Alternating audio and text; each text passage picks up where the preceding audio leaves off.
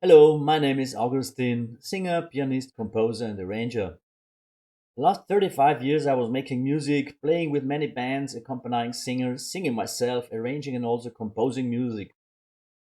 From time to time, I come across music related questions, and then I like to share my thoughts about some issues here on the YouTube channel. Feel free to leave a like and a comment whether you share my view or not, and don't forget to hit the subscribe button. Thank you so much. Here's the subject of the current consideration. Every now and then I stumble across posts on social media from musicians in my professional environment in which those colleagues announce new releases they are going to issue shortly. Very often songs of any famous and in most cases already passed away music stars of past decades. Following the link attached to their postings, I find newly produced recordings of songs which had been made famous by the original stars ages ago, often packed in compilations or even albums, and then they name the whole thing Tribute to X or Y. Many of these Tribute to releases or projects contain not only the songs, some even copy the original arrangement, and I really wonder what's the purpose of such an undertaking. Let's take an example. I recently came across a tribute to Ella project by a singer. No, I will not mention any names. Professionally produced and played by professional musicians, expertly transcribed. I do not call it arrangements if it's just a copy. Only reduced to a four-piece horn section instead of a full big band. Obviously, they couldn't afford to hire 10 or so more musicians. It was very well sung as well, but what is the goal in such a project? If we stick to our example, Ella was unique and without any doubt one of the greatest jazz vocalists in history. The arrangements used in her recordings, of course, were written by the best of the best, and she had the most advanced musicians of the time at her disposal. And here's the thing, when you just copy the music of such a monument, you only can lose. No singer in the world will ever be like Ella. Compared to her original recordings, all the copies will just appear pale and clumsy, even though when expertly produced and performed.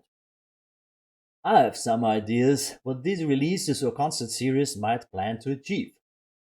First idea, they'd like to make money. They may hope that the famous name of the original artist would attract many listeners, create streams and clicks, and sell copies of their CDs or pull a larger audience to their tribute concerts and social media accounts. Can this work? My answer is a clear no. And if yes, only for a short period, until the audience has found out that such a product is what it is, just a copy of something better, something that will never appear in the same manner as it has been done by the original artist. To stick with our example, Ella Fitzgerald.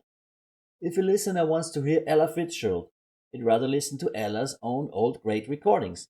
And if he goes to a concert of such a tribute to band, he'd quickly be disappointed for a simple reason. The singer is not Ella. Even when being an excellent singer, because Ella is already dead. She'll never appear on stage again due to the fact that she's passed away many years ago. Such an enterprise may have been working in past decades when music was not yet available on streaming platforms 24/7, when people had to buy records to listen to the songs of their stars. But in our days, all their great recordings are available at any time from anywhere. So such a tribute to project can only work for a short period of time. After that, the whole project will disappear under the surface of attention and will just vanish into oblivion. I really doubt that the organizer of such a tribute project can achieve financial gain from such an undertaking. Consider the cost for transcriptions, professional musicians, recording studio, production, marketing, etc., etc., etc. The expenses will outweigh by far the revenues earned by a handful of streams, some sold copies, and maybe a couple of public concerts. Not to mention that the fact that all the royalties from such a release and such concerts will go to the copyright owner of the original songs, which in most cases will be a major record label or publisher. So, in fact, all these tribute to projects are nothing more than a donation to the company which holds the performing rights of the songs, because of course such releases have to be licensed correctly. And don't forget, it takes a lot of work and time to release such a tribute to issue. Arrangements, rehearsals, marketing, etc. All these issues will feed up the time and resources one might have better used for working on one's own music. That leads to the second idea I had why someone throws himself into such a project: becoming a name or gaining public attention as an artist. But how will you become someone of interest, an artist whom the audience wants to hear, if you kind of pretend to be someone else than yourself?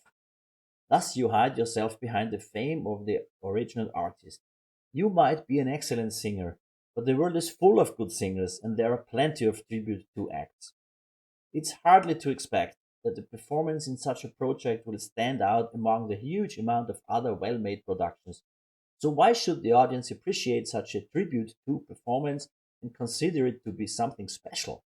On the contrary, after having listened to, they will go on YouTube, Spotify, or iTunes and compare it to the original. In that case, the tribute is inevitably on the losing end because only the original is the original. And in worst case, listeners will find the whole undertaking just pathetic, considering you being kind of a freeloader, and as a result, the tribute to performer has damaged his own profile as an artist. And here is another reason why I think pursuing a tribute to project can even damage your reputation as an artist. If you really want to build up a serious career in music, when copying the music from the greatest, you unconsciously send out messages. You either do not believe in your own music, in your own ideas, or you do not have the skills to develop your own artistic profile, so that you may have to hide behind already famous stars. But how will you persuade any audience from considering you being a serious artist if not even you believe in yourself? It's a different thing with people who just want to have fun and want to be on stage occasionally. Let's call them amateurs. Even though this sounds a little bit disrespectful, I do not mean it that way. Doing a daytime job, they gather the weekend and rehearse the music from their musical idols, with their friends in a remote garage, playing concerts in their neighborhood, which are visited by relatives and friends. There's nothing to say against. They're just having a good time with the music they like and with their friends. But most of them are content with that, not pursuing a professional career as an individually acknowledged artist. But if you want to be considered as a unique artist, as a person of your own standing, the mere copying of someone else can be even devastating for your musical career. You may say that many of the already famous artists with a name and reputation have issued tribute to releases. That's true, but the difference is they did after they had created themselves a defined artistic profile with their own original work, not before. And it may be different with huge projects issued by large agencies and companies. Here I refer to Queen or ABBA tribute shows which have been advertised recently here in Europe. These are put on large stages with great light and sound shows, dancers and glamorous effects, and of course excellent performers. And they make lots of money with these shows, backed by a huge marketing machine and having access to large theaters. And often the companies holding the song copyright stand behind these projects, filling their own wallets with royalties by refurnishing their own song portfolio. But do we know the names of the actors and singer who perform there? In most cases, no. These performers are often excellent, but nameless singers and actors, booked and paid for this project, and after they have been touring with that show, they take their money and move on to the next project. In jazz, it's common to perform songs from the Great American Songbook, so called standards. As a jazz musician, it's almost impossible not to play these songs, so these are covers as well, of course. But most jazz musicians try to do these cover songs in their own way, with their own arrangements, in their own style, thus sharpening their personal profiles as artists and performers. Also, in jazz, the mere copying of the original arrangements won't bring you any further. So here's my conclusion: I do not see any value in pursuing a so called tribute to project, and as mentioned above, there is not much to gain when doing so. Of course, we need to study the work of our great musical ancestors. We even copy them for educational purposes, and of course, we cannot deny to be influenced by their work. But instead of wasting time and resources, you'd better concentrate on your own work and emphasize on being yourself instead of pretending to be someone else who you never will be. Every person is unique in the world.